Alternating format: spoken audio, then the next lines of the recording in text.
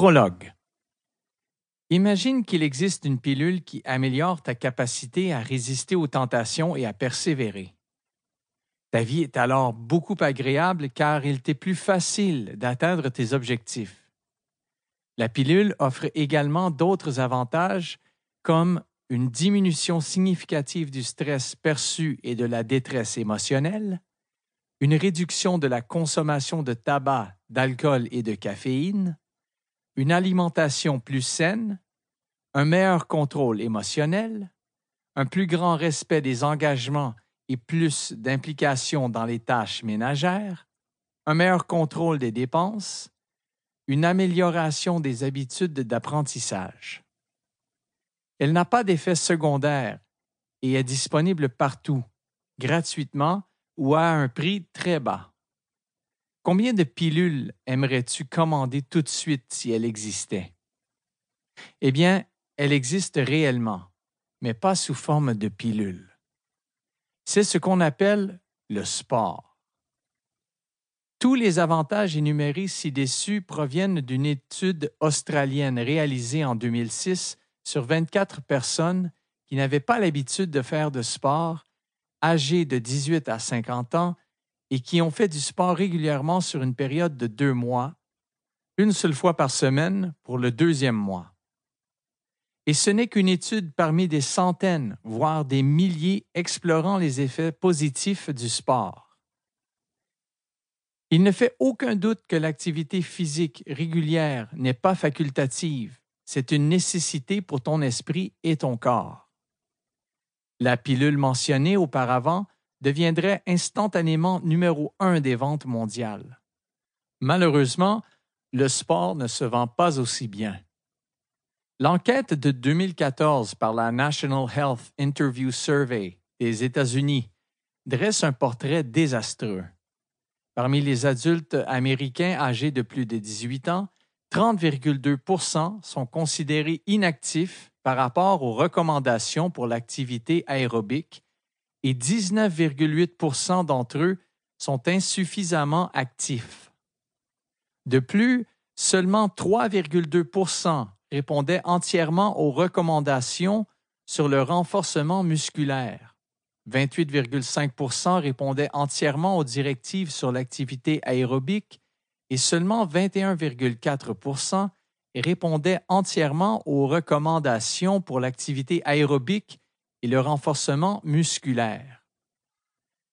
Selon une étude de 2009, le deuxième obstacle le plus commun aux habitudes sportives, après un manque de soutien, est le manque de volonté. C'est là que réside la difficulté dans le marketing sportif, quelque chose qui nécessite du temps et des efforts par rapport à une pilule générant des résultats instantanés.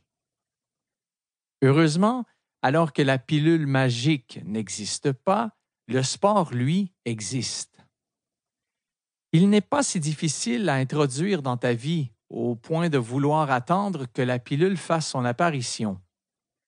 Tout ce dont tu as besoin sont des techniques et des stratégies pratiques approuvées pour créer une habitude sportive. En qualité d'auteur de livres comme Comment développer l'autodiscipline résiste aux tentations et atteint tes objectifs à long terme et L'autodiscipline quotidienne, habitudes et sport quotidien pour développer l'autodiscipline et atteindre tes objectifs, l'autodiscipline est mon principal domaine d'expertise.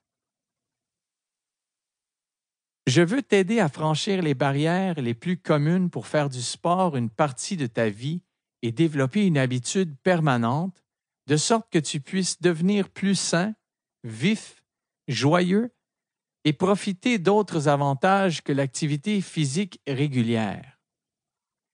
Dans les pages suivantes, tu apprendras comment être motivé pour faire du sport. Nous approfondirons 3 types de motivation différents, 2 types de motivation opposés supplémentaires et comment ils peuvent tous t'aider à devenir plus actif.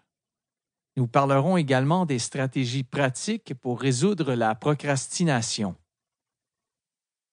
Comment trouver du temps pour faire du sport, ce qui est une raison fréquente pour laquelle les gens sont inactifs?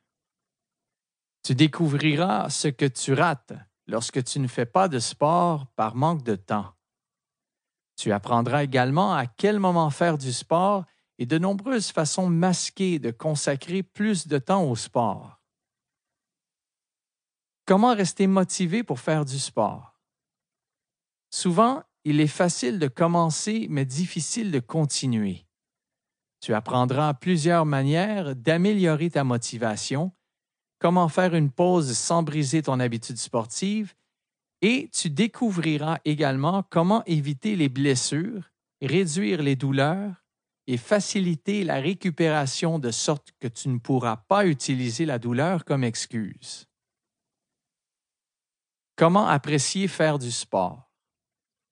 Des conseils sur la façon d'apprécier le sport sont partagés tout au long du livre, mais dans ce chapitre, nous nous concentrerons entièrement sur le conseil le plus simple et le plus efficace qui transformera ton attitude envers le sport. Si tu as toujours eu des problèmes à maintenir une habitude sportive régulière, il est possible que tu sois victime d'une mauvaise approche, souvent transmise dans les salles de sport.